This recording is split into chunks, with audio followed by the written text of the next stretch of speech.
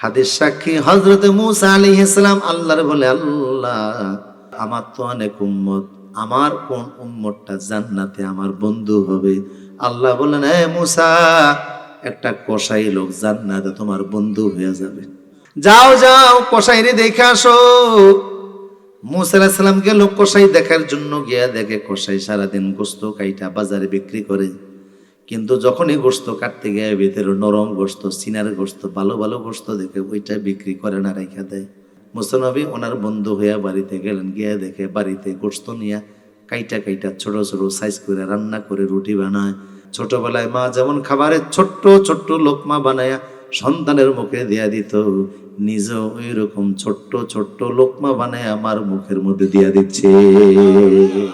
মা বড় লোকমা গিলতে পারে না, দাঁত নাই, চাবিয়া খাইতে পারে না। পিতা মাতার সাথে যারা ভালো ব্যবহার করবে সম্পদও বাড়বে, হায়াতও বাড়বে। শুধু সম্পদ বাড়বে না, হায়াত বাড়বে না, পিতা মাতার খেদমত করলে নবীদের সঙ্গে জান্নাতি বন্ধু হওয়া যাবে।